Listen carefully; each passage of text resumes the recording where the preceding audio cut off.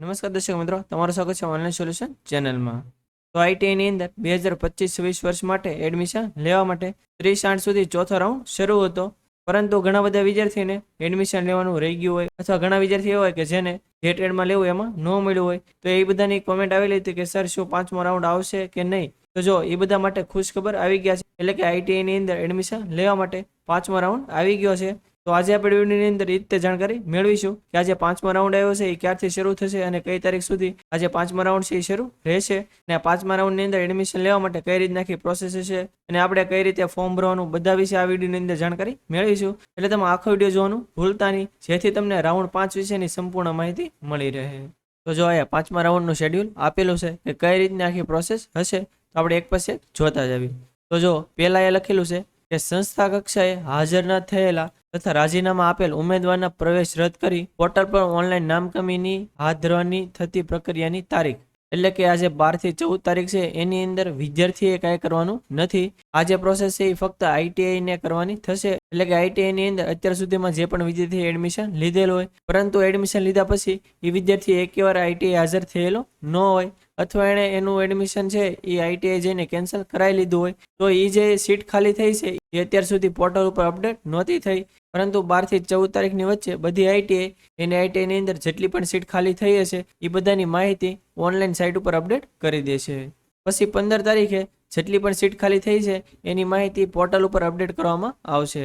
તો હવે કેટલી સીટ ખાલી થઈ છે એ આપણે જાણવું હોય તો તમારે જે પણ આઈટીઆઈની અંદર એડમિશન લેવું હોય ત્યાં જઈને તમે રૂબરૂ પણ જાણી શકો છો અને ઘરે બેઠા ઓનલાઈન પણ ચેક કરી શકો છો. તો આપણે ઘરે બેઠા કઈ રીતે ચેક કરી શકીએ એના વિશે માહિતી મેળવી લઈએ. તો ગૂગલમાં તમારે આઈટીઆઈ એડમિશન ટાઈપ કરીને એન્ટર કરી દેવાનું, એટલે પહેલી તે વેબસાઇટ આવી જશે આઈટીઆઈ એડમિશન ગુજરાત. આપણે એનું પર ક્લિક કરી દેવાની, એટલે આ રીતનું પેજ ઓપન થઈ જશે.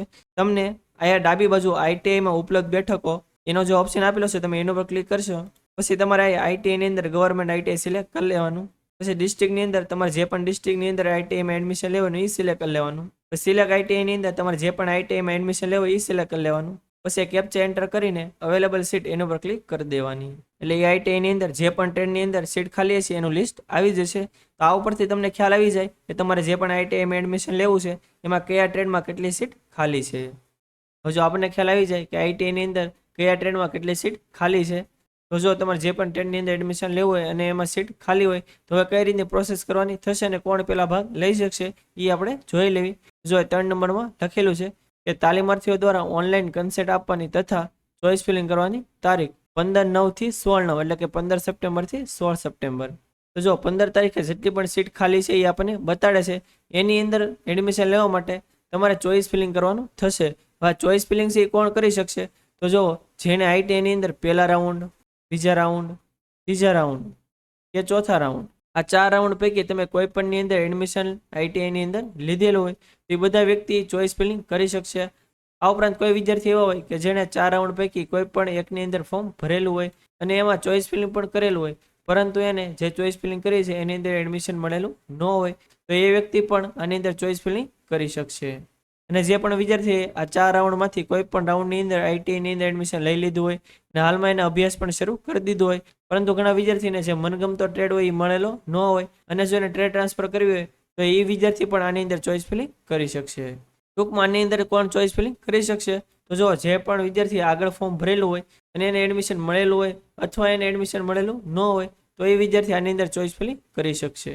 પરંતુ ઘણા વિદ્યાર્થી એવા હોય કે જેને આગળ ફોર્મ ભરેલું હોય અને એડમિશન પણ મળેલું હોય પરંતુ એનું એડમિશનને કેન્સલ કરાવી લીધું હોય તો એ વિદ્યાર્થી આની અંદર ભાગ નહીં લઈ શકે. અને આ બંને તારીખની અંદર તમે ફક્ત ચોઇસ ફિલિંગ જ કરી શકશો, નવું ફોર્મ નહીં ભરી શકો. ચોઇસ ફિલિંગ કઈ રીતે કરવું એના વિશે આપણે અલગથી વિડીયો બનાવેલો છે, લિંક જો અત્યારે બટન ઉપર બતાવી દઈએ છીએ અને વિડીયો ડિસ્ક્રિપ્શનમાં પણ આપેલી છે. એ એકવાર તમે જોઈ લેશો એટલે તમે ચોઇસ ફિલિંગ કઈ રીતે કરવી તમને ખ્યાલ આવી જશે. હવે તમે 2 તારીખની વચ્ચે ચોઇસ ફિલિંગ કરી લો એટલે એનું રિઝલ્ટ 17 સપ્ટેમ્બરે આવશે. હવે જો તમને 17 સપ્ટેમ્બરે એડમિશન મળી જાય તો તમારે 18 સપ્ટેમ્બરથી લઈને 21 સપ્ટેમ્બર સુધીમાં તમને જે પણ આઈટી અને જે પણ ટ્રેડમાં એડમિશન મળ્યું હોય તમારું એડમિશન કન્ફર્મ કરાવવાનું થશે અને નવેસરથી તમારે ડોક્યુમેન્ટ વેરિફિકેશન પણ કરાવવાનું થશે. હવે જો તમે આની પહેલા આઈટીઆઈની અંદર એડમિશન લઈ લીધું હોય અને અત્યારે તમારો અભ્યાસ શરૂ હોય, પરંતુ તમે જો 5માની અંદર ટ્રેડ ટ્રાન્સફર કરો તો તમારે કંઈ નવેસરથી ફી ભરવાની નહીં થાય. પરંતુ જો તમે આઈટીઆઈ બદલાવશો તો જે 250 રૂપિયા CMD ફી આવે એ તમારે ભરવાની થશે. જે પણ માહિતી હશે એ તમને આઈટીઆઈથી આપવામાં આવશે. પરંતુ એક ખાસ ધ્યાન રાખજો કે જે પણ વિદ્યાર્થીને જો ટ્રેન ટ્રાન્સફર કરવાનું થતું હોય તો જ તે ચોઇસ ફિલિંગ કરજો. કેમ કે જો તમને એકવાર આ રાઉન્ડની અંદર તમે ચોઇસ ફિલિંગ કરશો અને એડમિશન મળી જશે અને પછી તમને એમ થાય કે હવે મારે આમાં નથી લેવું, તો તમને જે જૂનું એડમિશન મળેલું છે એ તમને હવે બીજી વાર નહીં મળે. ઓટોમેટિક તમારું જૂનું એડમિશન છે એ કેન્સલ થઈ જશે. એટલે જો તમારે ટ્રેડ ટ્રાન્સફર કરવાનું થતું હોય તો જ તે જોઈ વિચારીને તમે ચોઇસ ફિલિંગ કરજો.